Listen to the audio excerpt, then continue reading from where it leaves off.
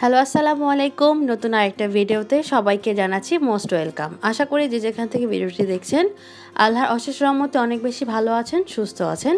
শাপলার সিজনে এই শাপলা ভাজি বা যে কোনো কিছু দিয়ে শাপলার তরকারিটা আমরা সবাই খুব পছন্দ করে খেয়ে থাকি। আমি আজকে আপনাদেরকে খুব কম উপকরণে মজাদার এই শাপলা ভাজিটা কিভাবে তৈরি করা যায় সেটাই শেয়ার করব। আর একদম ভেঙে যায়নি, দেখুন কতটা আস্ত আছে আর একদম সুন্দরভাবে গলেও গিয়েছে। তো এখন চলে যাচ্ছি প্রস্তুত প্রণালীতে। প্রথমে আমি বাজার থেকে এক আটি শাপলা কিনে নিয়ে এসেছি।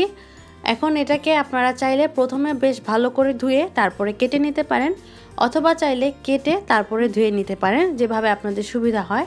তো এখন আমি এটাকে কিভাবে কাটতে হয় অনেকেই হয়তো জানি না, একটু দেখিয়ে দিচ্ছি। তো এটার যে নিচের অংশটা আছে সেখান থেকে আপনি হালকাভাবে টান দিলে এরকম আঁশ ছুটে আসবে।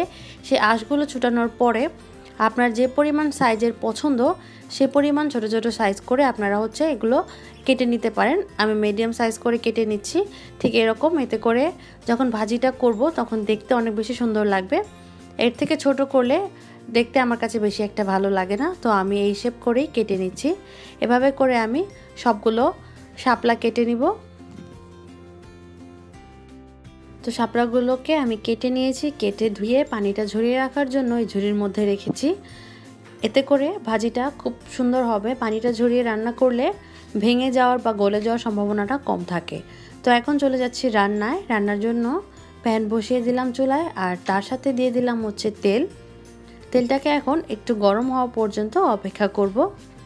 আর তেলটা যখন গরম হয়ে যাবে সেই পর্যায়ে তেলের মধ্যে দিব আমি হাত দিয়ে মাছ বরাবর ভেঙে নিয়েছি দুইটা শুকনো মরিচ, সেগুলো দিয়ে দিলাম। আপনারা চাইলে সরিষার তেলেও কিন্তু এই রান্নাটা করতে পারেন, আরও বেশি ভালো হয়। আমি সয়াবিন তেল দিয়েই করেছি। আর সাথে দিলাম একটা পেঁয়াজ কুচি। শুকনো মরিচ তেলটাকে বেশ ভালো করে একটু ভেজে নিব।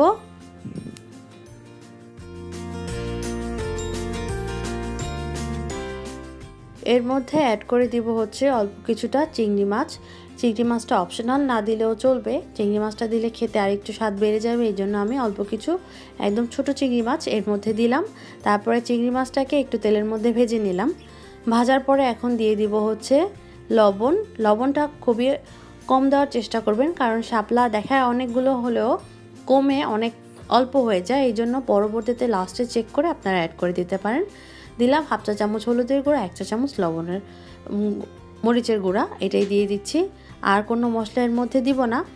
এখন অল্প একটু পানি দিয়ে এটাকে এখন একটু ভেজে নিব মশলাগুলোকে, যাতে মশলার কোনো কাঁচা গন্ধটা না থাকে। তো পানিটাকে টেনে যখন তেল উঠে যাবে সেই পর্যায়ে ঝরিয়ে রাখা শাপলাগুলো এর মধ্যে দিয়ে দিব। তারপরে মশলার সাথে শাপলাগুলোকে ভালো করে একটু সময় নিয়ে মিক্স করে নিব।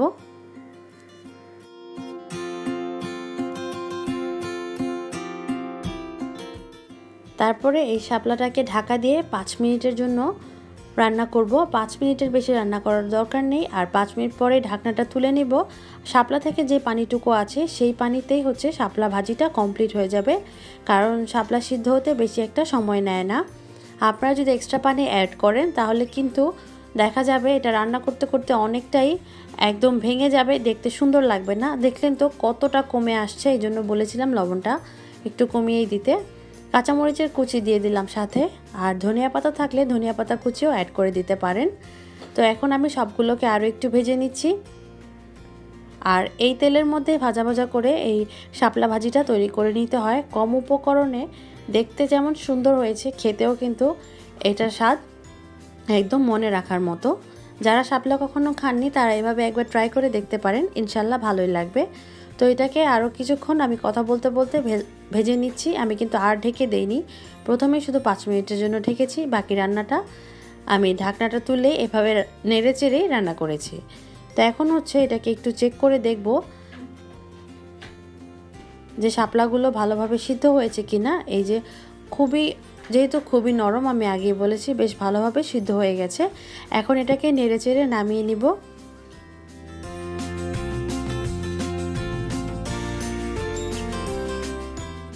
তো তো এই যে এটা হচ্ছে শাপলার ভাজির ফাইনাল লুক। আশা করি দেখেই বুঝতে পারছেন কতটা সুন্দর হয়েছে, মাশাআল্লাহ। ভেঙে যায়নি কিন্তু খুব সুন্দরভাবে গলে গিয়েছে। তো নেক্সট ভিডিওতে দেখা হবে। সবাই ভালো থাকবেন, সুস্থ থাকবেন এই কামনা করে আজকের মতোই বিদায় নিচ্ছি। আল্লাহ হাফেজ।